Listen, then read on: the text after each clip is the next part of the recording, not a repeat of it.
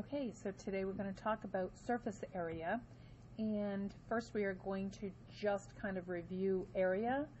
Okay, area being in a quadrilateral parallelogram, rectangle, square, area is equal to the base times the height. When we're talking about a circle, so this is in our rectangle, parallelogram, and our circle, we have area is equal to pi times radius squared. It's important that we remember all of these equations as we go into surface area, because now we're going to take a three-dimensional figure and we're going to add up basically all of the areas of the surfaces of our shapes. So first we're going to start with our prisms. Now, to remind you, a prism has two bases connected by rectangles. So when we look at the surface area of a prism, we're going to be looking at surface area is equal to the lateral area, these are the sides, okay, plus the plus 2 of the base area, so that's the base. Okay, so the lateral area plus 2 of the base areas. So let's go ahead. Honestly, the easiest way to start is with a rectangular prism. So I will just draw a really quick rectangular prism here so that we can get started on this. Okay, so let's say that we have got a rectangular prism and we've got 12 meters here, we've got 14, I'm never drawn to scale, so just understand that I'm not going to worry about that. Now, there's a couple of ways to do this. So you can always draw a net. We talked about nets a little bit last year. We'll talk about them again this year. If I were to unfold this box, okay, I would start maybe with my bottom piece there. Okay, my bottom piece is 13 by 14, so I'm just going to write 13 by 14 there. Okay, now this is my front piece, so let's label this bottom.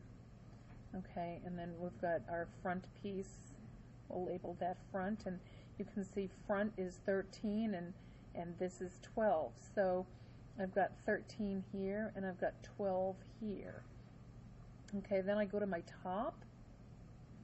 Okay, and if you remember, the top has to have the same exact dimensions as the bottom. So the top is going to be 13, 14, and then if I go on to the back has to be exactly the same as the front. So that's 13 and 12. Okay, now if I'm going to fold these arms down from the bottom, they'll come out here. Okay, those are my sides, the two sides folding down after I've unrolled my box.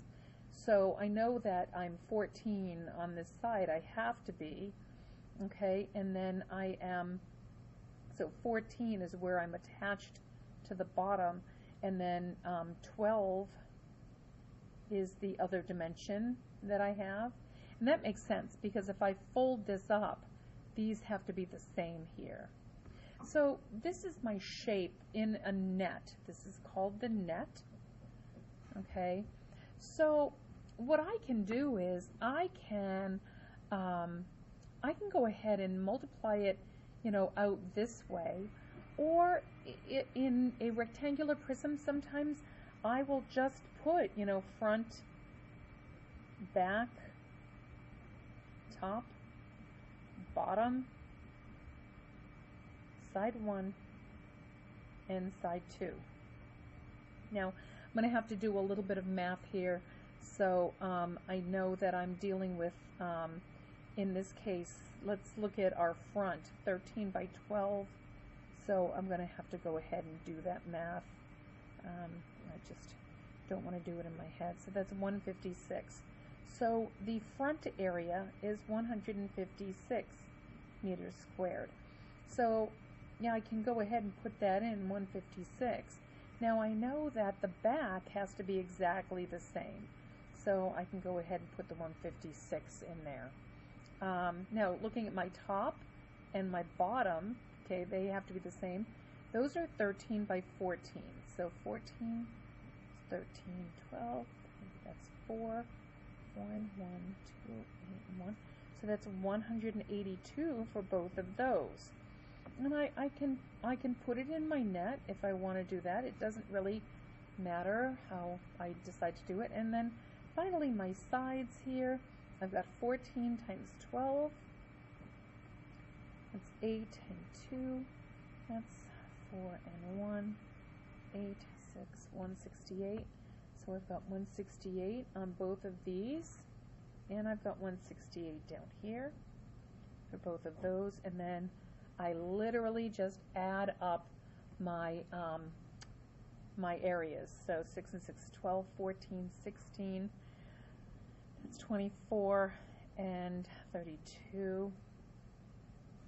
5 and 5 is 10. That's 13 plus 8 is 21, 29, 35, and 41. 4, 5, 6, 7, 8, 9, and 10. So I should have 1,012. And this is meters squared because I am just talking about area. When we were talking about volume, of course that was cubed, but this is just area. So the rectangular prism is really pretty simple. Now, as is the triangular prism.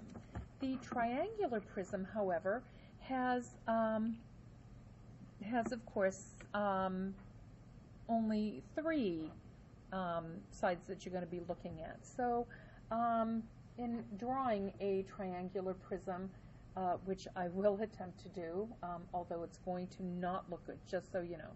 Okay, so I'm gonna drawing it out as best I can. Okay, and then I'm gonna do this, and then I'm gonna do this, and then I'm gonna do this, and I'm gonna do this, and then this back here is gonna be dotted. It's not heinous. It's not as bad as it could have been. Could have been a lot worse. Okay, so we're going to give this 13 feet. Okay, and 5 feet here, and 15 feet here, and 12 feet here. I've got, let's see, I'm looking at a right angle up here, which would be like here. Okay, so there's a right angle so that I know what I'm using as my height and my base. So now in this case, because this is a triangle base, I'm only going to have 3 rectangles, okay, that are going to be attached to my triangle. So I'm going to go ahead and say, okay, so my triangle, I'm not really sure. One of them is going to kind of be like this. So this is going to be pretty much where my triangle is, my right angle. Hopefully that's going to work out for me. So I'm going to have where my right angle is, I've got 5 here and 12. Okay. So I find these a little bit harder to draw because you've got to now make sure that I've got like the right triangles. So I've got my 5 is attached to, this is 15 here. So all of these are 15. Okay. So this is my 5. Now here, this one is 15 and this side here is 12. So that's my 12. Actually, it doesn't really matter. I'm going to put my 12 down here because that kind of, when I fold it up, might hit there. I'm not really sure. And then I've got one side that's at 13. So, see, these are the sides of my triangle. The 13 would be here, and that would line up here. So hopefully you can see that. So I typically will list these things anyway, so I have triangle 1, triangle 2, rectangle 1, rectangle 2, and rectangle 3. So I'm going to start with my triangles, okay? So my triangles, I've got, here's my right angle, so I've got 5 times 12, which is 60, and that's 1/2. And so that's 30 feet squared and 30 feet squared, because they are both identical. Now for my rectangles, this is 15 times 12, so I've got a 15 times a 12, 3 and 5 and 1, 0, 8, so that's 180.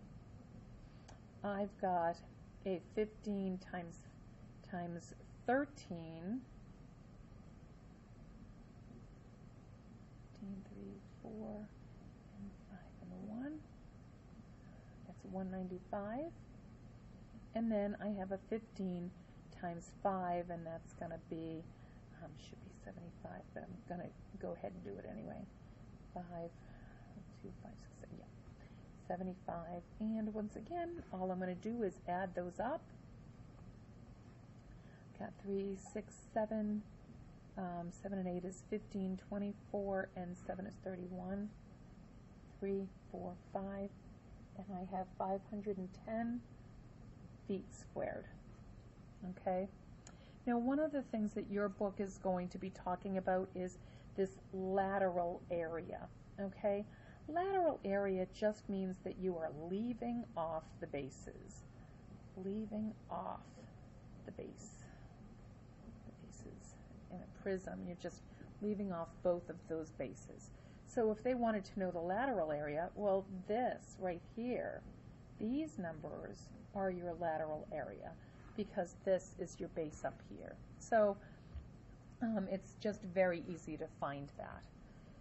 So once we are through with our prisms, now we go into the cylinders. Let me just move this down so that we are ready for this. Okay, cylinders. Okay, really? I missed an N. There we go, cylinders. Okay, so cylinders.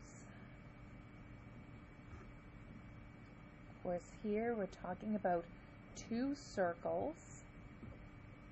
And then we've got this area in here. Now, let me just show you what happens with a cylinder. Hopefully my sticky note will hold at least for a couple of minutes. So here is a cylinder, okay? See how it's like a tube, okay? Now, when I unroll that tube, notice that what I get is a, well, in this case it's a square only because of what I used, but it's a rectangle. So this area, so I've got a circle on one end and a circle on the other end, and in between is a rectangle, okay? So if I were to net this, it's just going to look like this.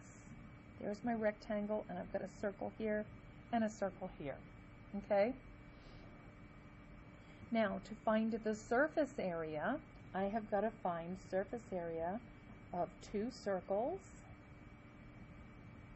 and 1 rectangle. Now, what they're typically going to give us is a radius or diameter. Okay, they could give us the diameter, and they're going to give us a height. They're going to give us a height on this. Okay, now what happens there is the height is, of course, the distance between the 2 circles here. But what about this? Well, once again, let's look at our little piece of paper and the fact that what happens is our circle, okay, fits right in here, okay? So that's where our end is. Our end is this circle. So that would be the outside of the circle, which is the circumference. So this area here, we use pi times the diameter, or this, which is the circumference of these circles, in order to find this measure here. Okay, so let's go ahead and look at one. I'm going to give us a clean piece of paper, and we'll go ahead and put these dimensions down and see what we can get. So let's look at a cylinder, and we have in this case a radius of 1 meter, and we've got a height of 3 meters, and I need the area of two circles, and one rectangle. So for the circles, area is pi times the radius squared. So in this case, we have 3.14 times 1 squared, which is equal to 3.14. Okay, that was easy enough. Now we've got 2 of them, so times 2, so we have 6.28. And we are in meters, so meters squared. So here are my 2 circles. Now I'm going to do this piece, which has a height of 3 meters. And now I need to look at this as pi times the diameter. Well, if my diameter is 1, my radius is 1, my diameter is 2, so this is equal to 2 times 3.14, which is equal to 6.28. So this is 6.28. This is 3, so 6.28 times 3, 18, 2 decimal places. So the area of this in here, 18.84. So this is this area in here. Now I have to add my 2 circles.